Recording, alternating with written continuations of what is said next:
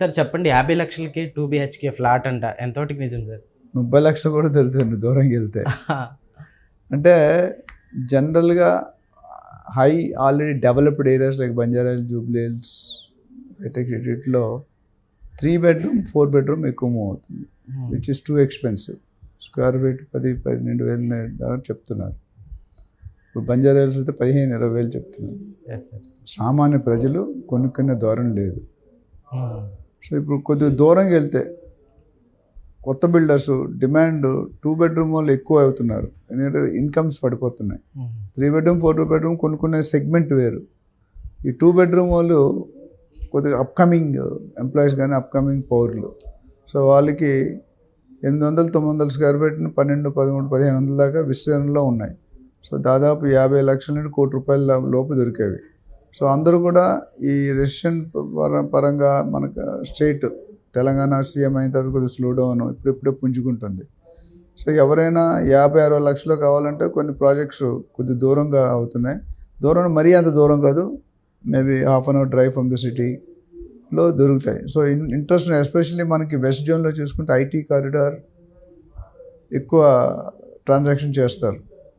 ఇప్పుడు మొత్తం భారతదేశంలో 50 లక్షల ఐటీ మంది ఉంటే హైదరాబాద్లోనే 10 లక్షల మంది ఉన్నారు, బెంగళూరులో 10 లక్షల మంది ఉన్నారు, మిగతా మొత్తం అన్ని రాష్ట్రాలు కలిపి 30 లక్షల మంది. ఈ 10 లక్షల మందిలో ఈస్ట్ జోన్ నుండి దాదాపు 30% ట్రావెల్ చేస్తారు, అంటే 3 లక్షల మంది. సో ఇప్పుడు ఏం చేస్తారు బిల్డర్స్ కూడా ఏం చేస్తారంటే మరీ పెద్ద కాస్ట్ పెట్టేయకుండా 2,500 3,000 పెడితే మూవ్మెంట్ కొద్దిగా స్లో అయింది. సో ఒక వైపు నుంచి ఒక పర్టికులర్ వర్గం లగ్జరీ మార్కెట్కి వెళ్తుంది, అంటే హై ఎండ్ లగ్జరీ వైపే మొగ్గు చూపిస్తున్నారు. ఒక సెగ్మెంట్ ఇచ్చి ఎంత లో ఉంటే అంత లో బడ్జెట్ ఆఫర్స్, లో బడ్జెట్. ఇప్పుడు మీరు నాగారం అటుపక్క వెళ్ళిపోయినా, లేకపోతే ఇటు పటాన్చెరు దగ్గరికి వెళ్ళిపోయినా, ఇటు శ్రీశైలం హైవేలో, అటు బెంగళూరులో దాదాపు 50-60-70 లక్షలు మంచి ఫ్లాట్ దొరుకుతుంది. సో జనాలు ఇప్పుడు పటాన్చెరు అంటే ఆల్మోస్ట్ సిటీ, రేపు మెట్రో కూడా అక్కడ ఎక్స్టెండ్ అయ్యే అవకాశాలు ఉన్నాయి. సో ఆల్మోస్ట్ సిటీ కింద లెక్క. ఓకే, సో దాన్ని బట్టి చూసుకుంటే ప్రతి చోట అంటే చెరువులను ఆక్రమించి కట్టేస్తున్నారు అంటూ వస్తున్నాయి కదా సార్. అంటే తక్కువ బడ్జెట్ తోటి కొంచెం నాస్తి రకంగా కూడా యూస్ చేసి అట్లా ఫ్లాట్లు కట్టేయడం లాంటి. అంటే దానికి బ్రాండ్ అనేది ఉంటుందండి. ప్రతి బ్రాండ్కి బాటా ఉంది, కాంప్రమైజ్ గార్డు, లూయిస్ విల్పి ఉంది, తనిష్క్ ఉంది, బ్రిటానియా ఉంది, గాద్రేజ్ ఉంది. వీళ్ళు కాంప్రమైజ్ బిల్డర్స్లో కూడా రకరకాలు ఉన్నారు. లో class builders, middle class builders, high class builders, luxury builders. పిండి కొద్ది రొట్టి అంతే, పిండి ఎంత ఉంటే అంతే కదా రొట్టె. ఒక చిన్న ముద్ద ఉంటే 10 రొట్టెలు రావు కదా. అట్లానే ఏ వర్గానికి చెందిన వాళ్ళు ఆ బిల్డర్స్ని ఎత్తుక్కోవాలి. అందరూ అదే రేట్లో కొనుక్కోలేరు కదా. ఒకటి ఇన్కమ్ 25,000 ఉంటుంది, ఒకటి ఇన్కమ్ 50,000 ఉంటుంది, ఒకటి ఇన్కమ్ 1,00,000 ఉంటుంది, ఒక ఇన్కమ్ 5 లక్షలు ఉంటుంది. సో 5 లక్షలు కొన్ని ప్లాట్ వేరు, 25,000 ప్లాట్ కొనే ఆయనకి అంత కెపాసిటీ ఉండదు. సో రెండూ కరెక్టే. డెఫినెట్గా రేటు తగ్గినప్పుడు మంద లావు అయితే మజ్జిగ పలచన అవుతుందని ఒక సామెత తెలుగులో. సో డబ్బులు తగ్గినప్పుడు బిల్డర్ అయితే జోబులను పెట్టుకోలేరు కదా, they will have their own issues. So అందుకని ఏం చేయాలి, వాళ్ళకి తగ్గ ప్రాపర్టీని వాళ్ళు కొనుక్కుంటారు. ఎందుకు 25,000 ఎంత సేవ్ చేయగలుగుతావు? 25,000-30,000 నీకు శాలరీ వస్తుంది, ఎంత సేవ్ చేస్తాం?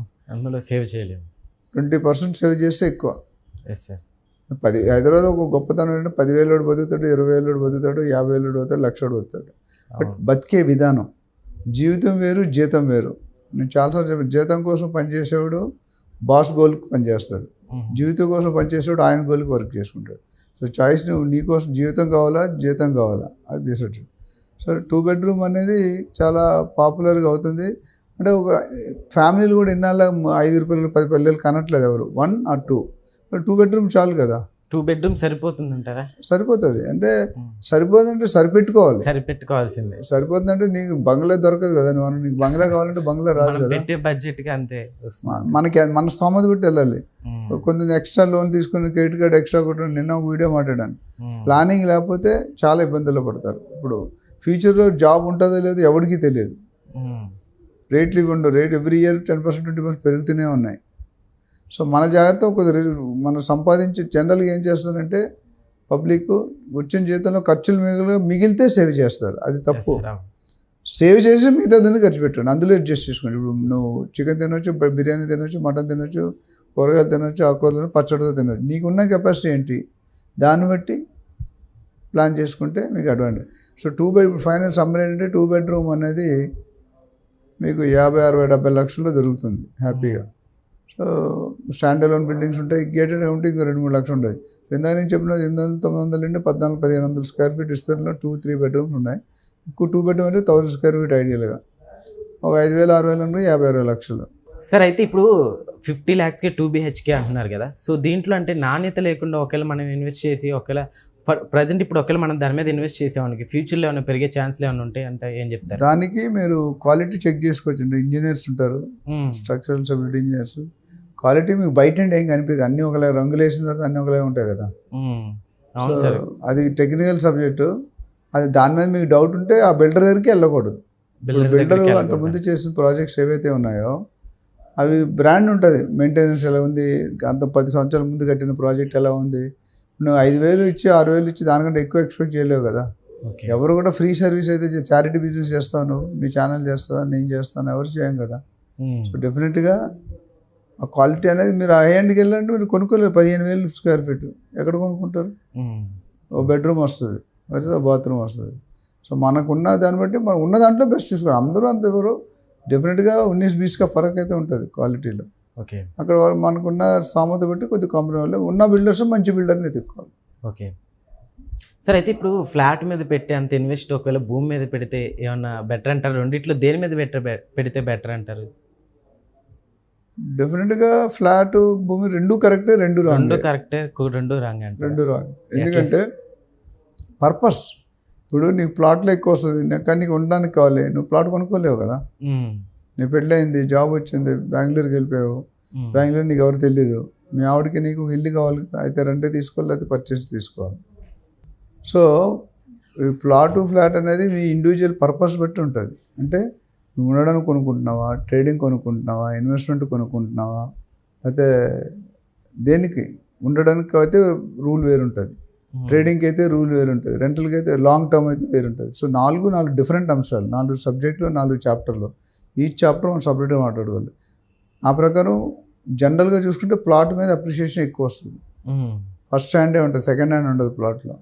ఫ్లాట్ అనేది సెకండ్ హ్యాండ్ ఉంటుంది, దాని రేటు 10 సంవత్సరాల తర్వాత తగ్గుతూ ఉంటుంది కార్లాగా. ఓకే ఓకే సో ఇది ఏంటంటే దీనికి మన రియల్ ట్రాన్సాక్షన్లో ఒక అడ్వైస్ సెల్ ఉంది. దానికి ఎవరైనా ఫోన్ చేస్తే మేము ఇదే చెప్తాం. 1 గంట సేపు మాట్లాడి అపాయింట్మెంట్ తీసుకుంటే మీ డబ్బులు ఎంత ఉన్నాయి, లోన్ ఎంత వెళ్తారు, డైరెక్ట్గా ఎంత వెళ్తారు, ఎంత పెట్టుకోగలరు, ఎంత పెట్టలేరు, దాన్ని బట్టి ఎక్కడ కొనుక్కోవాలి, ఎక్కడ రేట్ ఇవ్వాలి చెప్తాము.